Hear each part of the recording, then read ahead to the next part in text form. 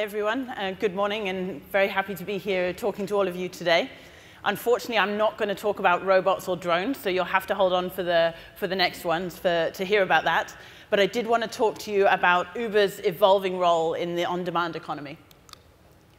So first of all, what is Uber? I mean, how many of you guys have used Uber? Awesome. I used to do this a couple of years ago, and it would literally be a couple of people in the room. So it's great to see so many people using the service.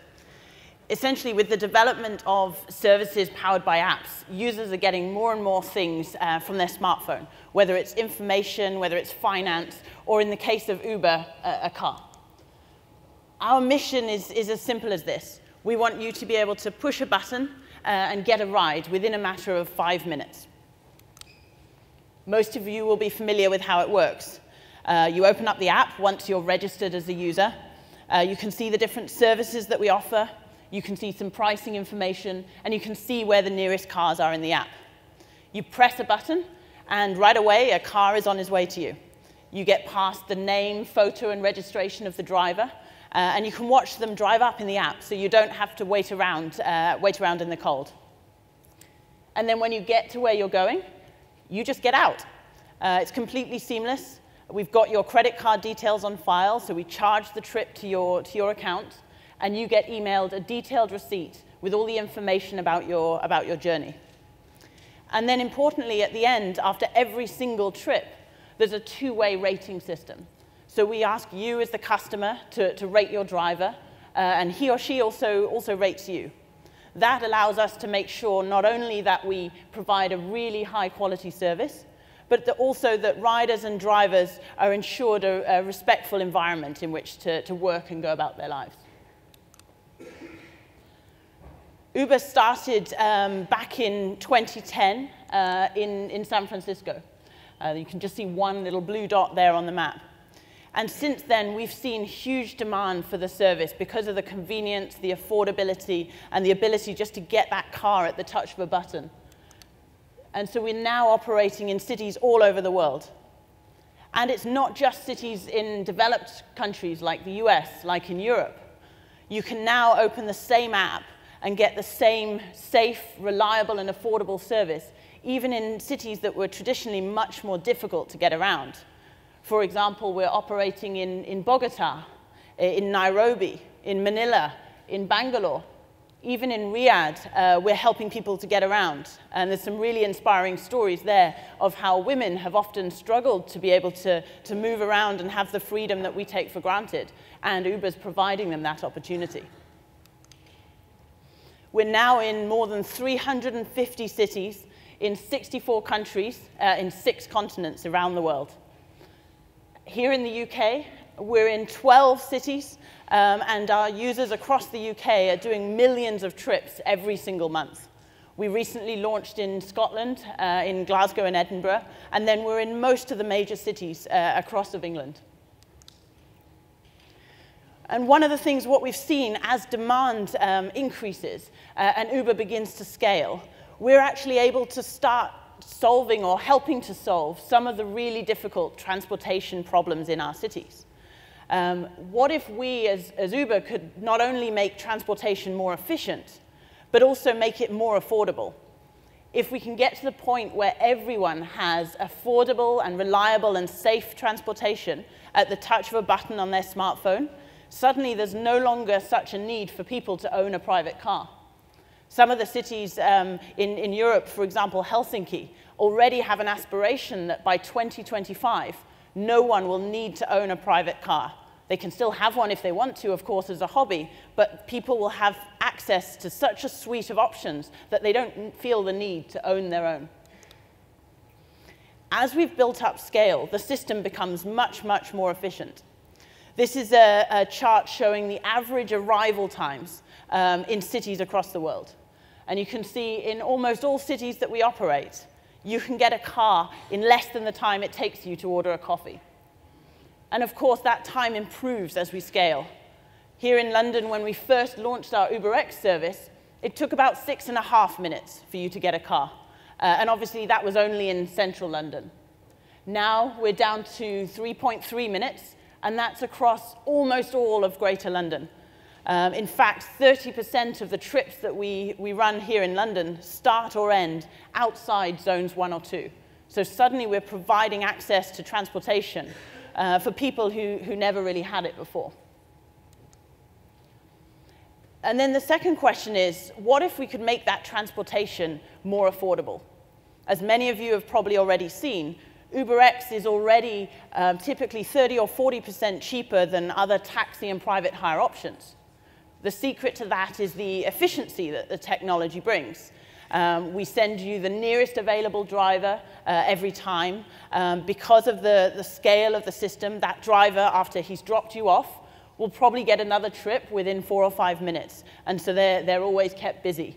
And so although the fare on one individual trip might be lower than you'd pay elsewhere, the driver themselves are actually earning more at the end of a few-hour shift.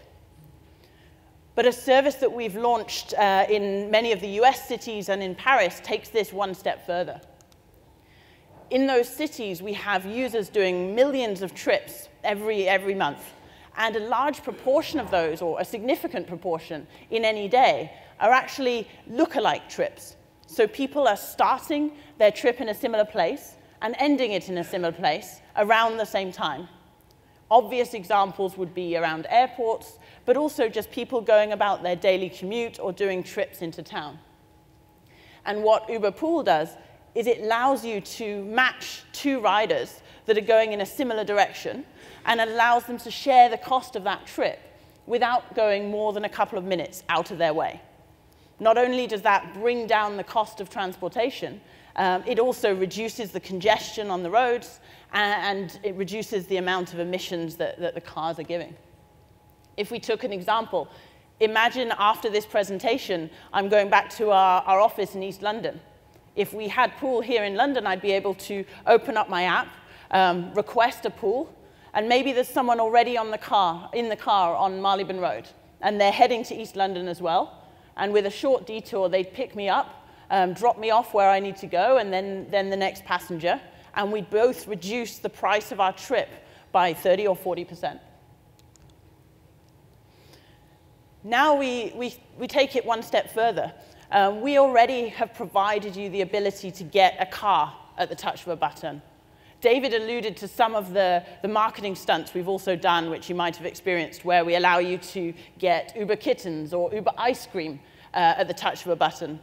Those are really just marketing stunts to delight our users, but also to test and showcase what the technology can do. Now imagine if we could use that same network of drivers and allow you to also get other things at the touch of a button. And that's the principle behind our recent relaunch of Uber Rush in New York and a couple of other cities in the US. We use that same network of cars and also some bike couriers to be able to get you anything you want at the touch of a button. It works with small businesses, so it gives them the ability to use the platform and send you your goods. Very much like with the car service, our mission there is to make getting anything in your city more convenient, affordable, and reliable than picking it up yourself. Apparently, about 20% of trips that consumers take are actually to go and pick something up. What we want to do is save you that time and headache and cost of doing it, but also make sure that we're not clogging up our roads in doing so. If you can deliver it through a service like Uber Rush, it's no longer a 2-legged trip, but a 1-legged trip, because the driver or the courier will drop something off and then go on for the next delivery. So what does this mean for the small businesses that we offer the service to? Firstly, it's a competitive edge. Suddenly, they can provide their customers with a delivery of whatever their goods might be within minutes. Maybe that's flowers, maybe it's a burrito, maybe it's a clothes shop that their customers want to get as soon as possible. And typically, a small business owner or a new small business wouldn't be able to afford or manage a complex logistics infrastructure providing the kind of arrival times that Uber can offer. And this gives them access to that. They get a merchant dashboard, or we can integrate with various e-commerce platforms, so they can literally just call an Uber an Uber Rush whenever they're ready to deliver the items. And all they pay for is the trips that they use, nothing more. It also gives these small businesses an opportunity to scale with us. Because they're able to get things delivered more quickly and spend less time worrying about delivery, they're able to deliver more orders. They're also able to reach customers that are much further away. For example, if it's a restaurant, maybe they only did dining-in service because delivery was too difficult. Now, if they've got some spare capacity in the kitchen, they can actually offer a delivery service as well. And finally, for customers, it can be a source of huge loyalty and satisfaction. Now, in these days where we all want something really now at once, we can actually get it. Customers can order something, and within minutes or an hour, they've actually got it. Most other services allow you to get something next day, but to get something within an hour, that must be pretty amazing. And suddenly that means customers can think about buying local instead. Why do I need to buy something online when I can actually get something from the great small business nearby within an hour or two? Data suggests that about 60% of customers would pay more to have same-day delivery. It doesn't even cost that much, but they would pay that extra few dollar premium to get the service or the product right away. And about 10% actually live within 5 miles of the store that they're ordering from. So in summary, we believe that the Uber Rush service can really help small businesses grow and scale in a way that they couldn't have otherwise before. For the customer side, it helps bring efficiency, it saves you time and the headache of having to go and pick something up. And overall, we believe it's a very positive thing for the cities in which we operate. I've just got a small video here to give you a flavor of what it could be like.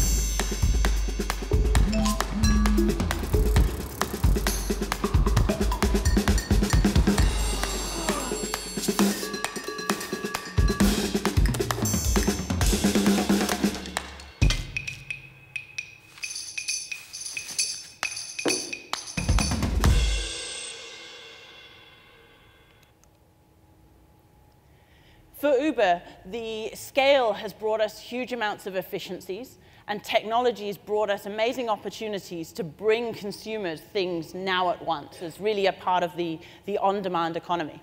And now with Uber Rush, we're bringing that not just for getting a car at the touch of a button, but we're bringing you almost anything that businesses want to provide you, also at the touch of a button.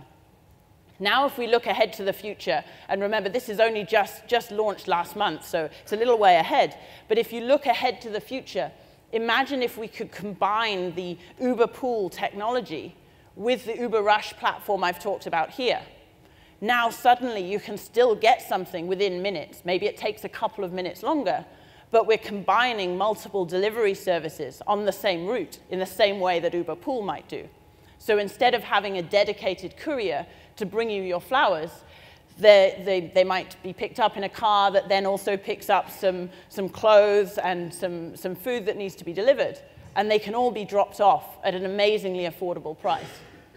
So we're really excited to think about what the technology behind Uber's platform can bring for the world of delivery in future. Thank you.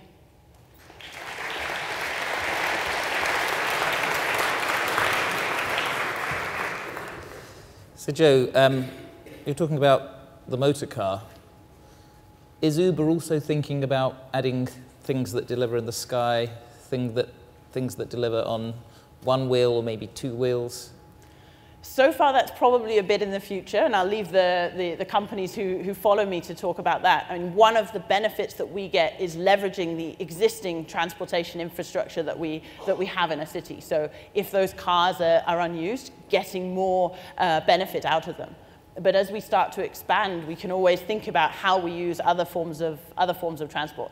But for now, it's bikes and cars. Uber's also been investing in robotics and AI. You bought the entire AI department of Carnegie Mellon University. How long until autonomous Ubers are delivering our flowers through the city? I wish I knew the answer to that. I mean, I think we still believe that having both the technology and the functionality and all the sort of insurance questions and things like that is still probably 5 or 10 years off before it becomes a reality. And one of the challenging but also interesting things about a company like Uber is we're only 5 years old. And thinking back, I've been at Uber 2 years, thinking back how much everything has changed just in those 2 years, it's almost impossible for us to think ahead to see what that'll be like. But we're always looking at pushing the bounds of the service we offer and seeing how we can increase new innovations and efficiencies in the network. So Uber has been scaling pretty aggressively internationally, city by city, and often having little local arguments about regulation because the existing taxi drivers maybe feel challenged. I guess delivering physical objects isn't threatening the taxi driver. So is this aspect of the business something you can see growing without those sorts of regulatory constraints? I think we'll have to see. I mean, one of the challenges about transportation that probably also applies in delivery is that the regulations vary country by country and even city by city in the case of transportation. So far, we've only been operating a month or two with this relaunched service, but yeah, we'll have to see. And what have you learned about how impatient people are to have the items with them right now? What's the tolerance of time between ordering and having something in their hands? It's interesting. I mean, I don't know that I have exact data for Uber Rush, but something I saw from my own experience here in London. I answered a lot of the customer emails, especially in the early days, as any startup would. And in the early days, the complaints would be about if a driver was 10 or 15 minutes late. I mean, if you look back 3 or 4 years, it was amazing to be able to get a minicab or a taxi in 25 minutes or so. And then as time went on, and more recently, you start to have people complaining literally if their driver is more than 2 or 3 minutes late because they've got this higher expectation that they can literally get a car in 3 minutes. And if it says 3 minutes, it shouldn't be 5 minutes, it should be 3 minutes. So I think we'll see the same with delivery. At the moment, in many cities, you can't get something same day or not within a couple of hours. But as soon as you can, customers' expectations just carry on going up. Let's look at the economics of this, because Amazon has a problem. It's costing them a lot more to deliver than they're getting from the customer to pay for delivery. So they've been experimenting, for instance, with getting their Amazon Prime customers to deliver to other customers. They give you a financial incentive. At what stage does the cost of providing this service outweigh the amount people are prepared to pay for that item coming to them? I mean, it'll probably depend based on the service and the demographic. I mean, it is still fairly cheap. I think the minimum charge is around $7 or so in the US. And not everyone wants something now at once, but it gives them that option. But what we've seen with Uber in transportation, and I'm sure it will be the same in delivery, is that as the system scales and gets more efficient, actually the prices come down, because now that delivery driver, maybe they're doing a Uber pool delivery trip and they're delivering 6 items in an hour instead of 1 or 1.5. Suddenly you only need to charge a few dollars for each item. So as we get more efficient and bigger scale, we're able to bring down that price for consumers. And finally, have we all got Uber wrong in thinking about it as a transportation for humans business? Is transportation of atoms other than humans at some stage going to be the dominant part of the business, do you think? I don't know which will be dominant. I mean, transportation of people is already a huge business for us. But we've always seen ourselves as a technology platform that links, in the case of people, drivers who are willing to drive their car and earn a bit of extra money with people. The same applies in delivery, that people who have the time and want to earn some money by being a courier can deliver it. And we'll have to see what else that can expand into. Thank you, Joe Bertram, from a company called Uber that someday is going to be worth something. Thank you.